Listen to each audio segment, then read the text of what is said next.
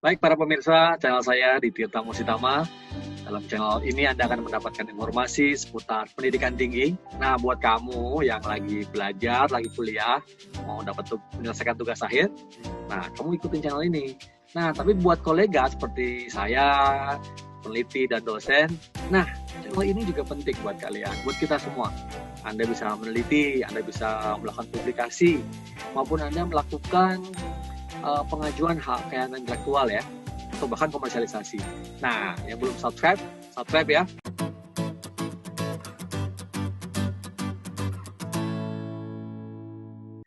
Baik, kali ini saya kedatangan tamu yang luar biasa, yaitu Bapak Abdul Hamid, PhD. Aduh, Assalamualaikum warahmatullahi wabarakatuh. Waalaikumsalam warahmatullahi wabarakatuh. Selamat siang, Mas Tirta. Selamat siang. Wah, selamat Hari Pendidikan Nasional ya. Hari ini kita dalam rangka memperingati Hari Pendidikan Nasional, kita akan mendiskusikan, merefleksikan bagaimana sih harusnya kita memaknai pendidikan nasional ini dengan kacamata khususnya di pendidikan tinggi. Nah, pembicara kita akan saya kenalkan sedikit ya. Ini Bapak Abdul Hamid ini dulu adalah junior saya di ya, junior tapi hebat. Coba kita lihat beberapa informasi seputar Pak Abdul Hamid ya. Nah, Pak Abdul Hamid itu seorang YouTuber juga. Nah, dan kemarin saya mendapatkan kehormatan untuk hadir berbagi pandangan di channelnya beliau. Nih sudah muncul ya. Terima kasih ya Pak Hamid ya.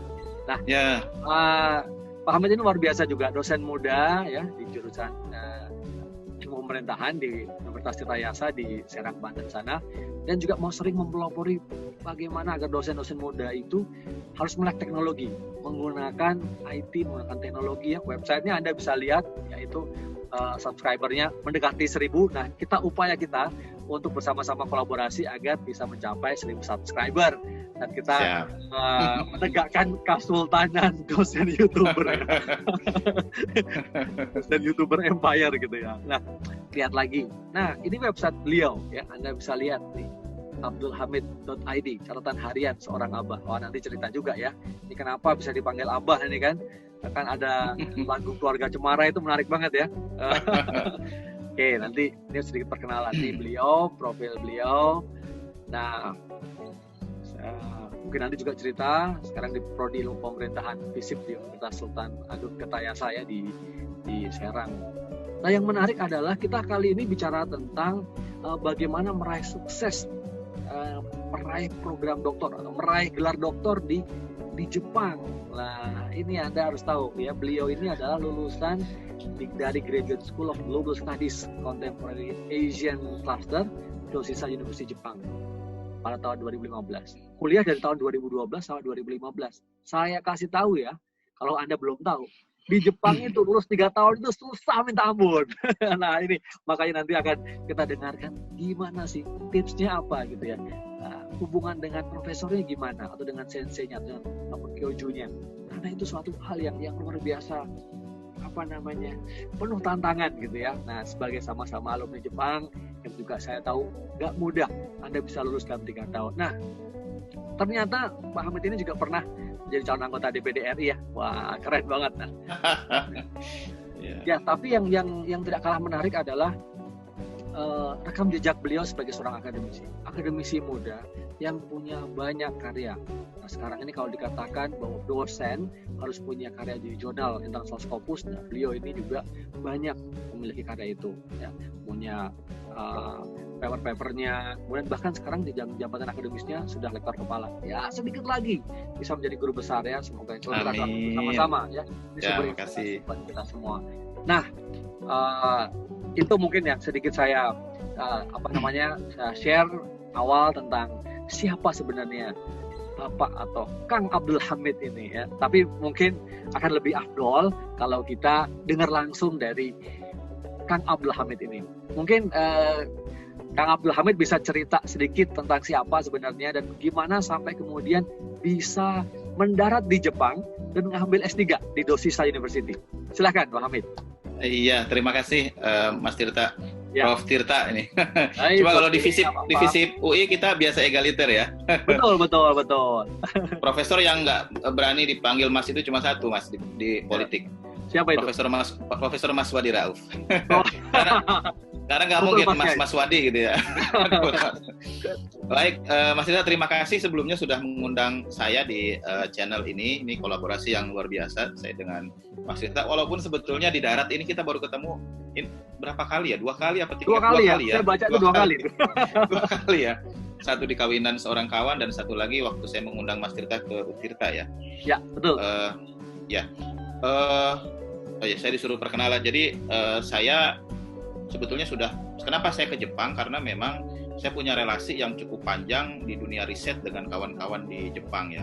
Saya dari tahun 2004 sudah melakukan riset soal jawara waktu itu di Banten, lokal strongman, orang kuat lokal, dan kebetulan memang ada dosen dari Kyoto University yang juga riset yang sama. Nah, kita kolaborasi juga dengan saya dengan Profesor Okamoto namanya, sehingga kemudian nanti ada satu jurnal yang terbit di Cornell University, di Jurnal Indonesia. Judulnya Jawara in Power ya. Nah, ada beberapa kolaborasi lagi yang dilakukan. Kemudian saya juga 2 kali diundang jadi visiting scholar di Center for Southeast Asian Studies-nya Kyoto University 2008 sampai 2010. Jadi ceritanya waktu itu saya memang akan studinya di sana gitu.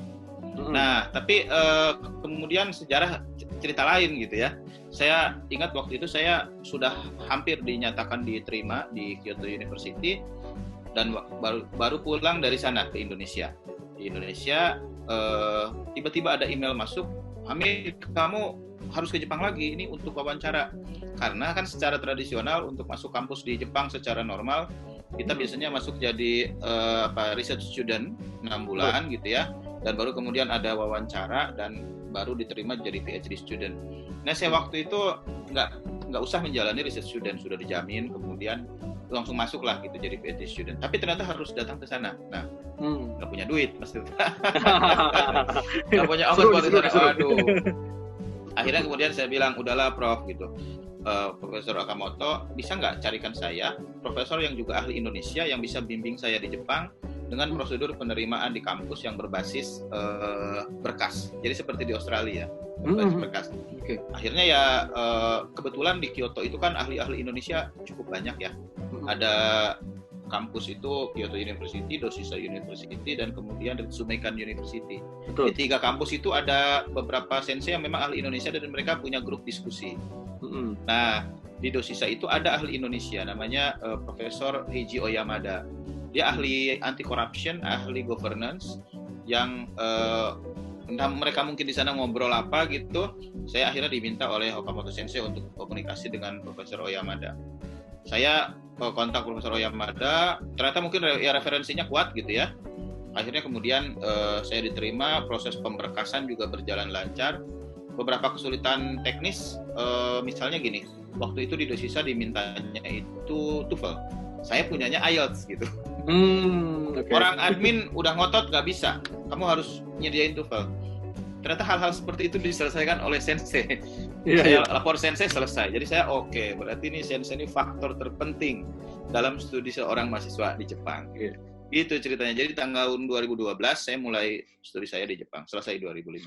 Nah, luar biasa ya. Ini satu hal yang kita bisa pelajari ini faktor sensei ini ya. Mungkin nanti pasti akan sangat menentukan kelanjutannya ketika tahun ke depannya gitu. Nah, ceritanya kita potong nih, sudah sampai ke Jepang. Ya.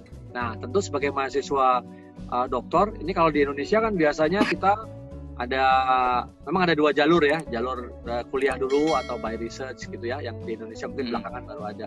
Nah, di sana gimana nih Pak Hamid nih?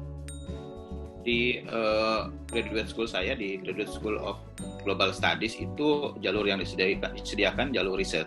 Okay. Jadi datang ke sana, modal utama, harus saya sampaikan bahwa modal utama kita ya ketika berkomunikasi awal dengan profesor tentu saja harus punya riset proposalan gitu ya. Jadi bukan riset proposal sesungguhnya sebetulnya. Jadi sebetulnya lebih ke research planning 5 halaman lah, paling banyak gitu. Dan mungkin tapi didominasi oleh referensi sebetulnya yang isinya menunjukkan kita mau riset apa, pertanyaannya apa. Itu nggak akan dipakai di dalam kuliah dan dalam proses studi, itu akan dipakai untuk menunjukkan bahwa kita layak menjadi PhD student aja gitu. Jadi itu modal ya. Kita harus siapkan riset proposal yang singkat sekali, kemudian berkomunikasi dengan sensei. Nah, setelah itu ya sebelum masuk ke mulainya, saya sih waktu itu dipanggil oleh sensei dan di sana bernegosiasi tentang beberapa hal. Dan yang paling penting didiskusikan untuk mahasiswa yang nanti mau ke Jepang itu adalah soal publikasi ya. Karena publikasilah yang nanti menentukan kita diluluskan atau tidak gitu ya. Ya, betul. Artinya kalaupun kita udah nulis disertasi setebal apapun, kalau nggak ada publikasi nggak bisa.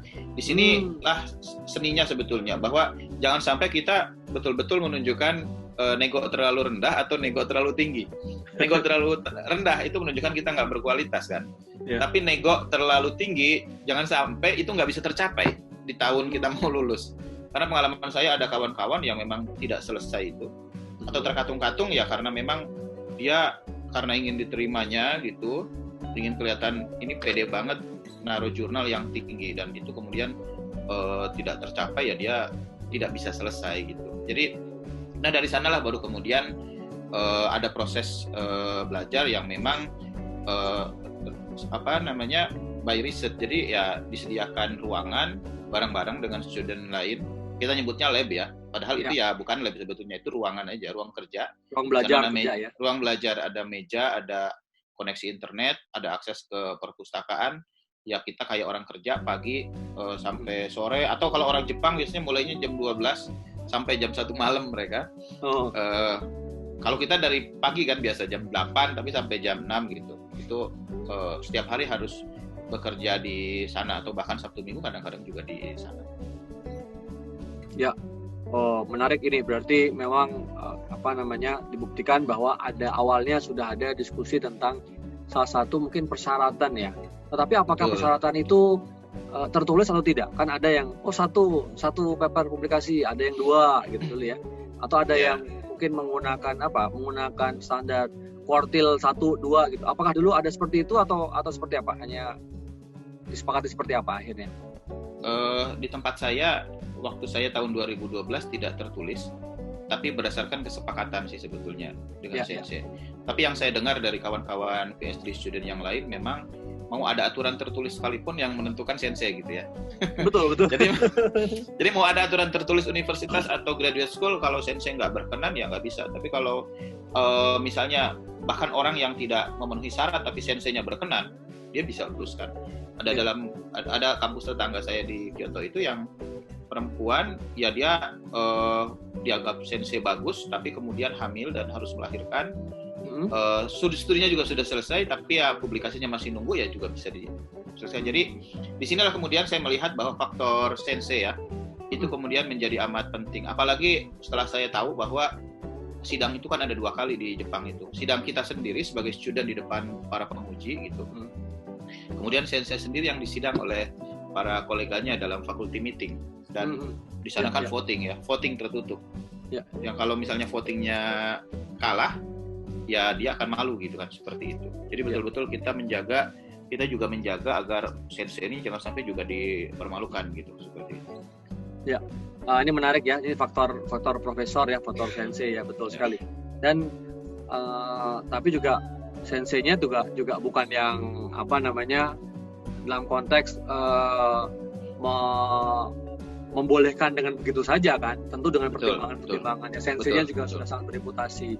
Nah, artinya promotor bereputasi. Nah, ini mungkin ada satu hal yang berbeda juga ya di kita.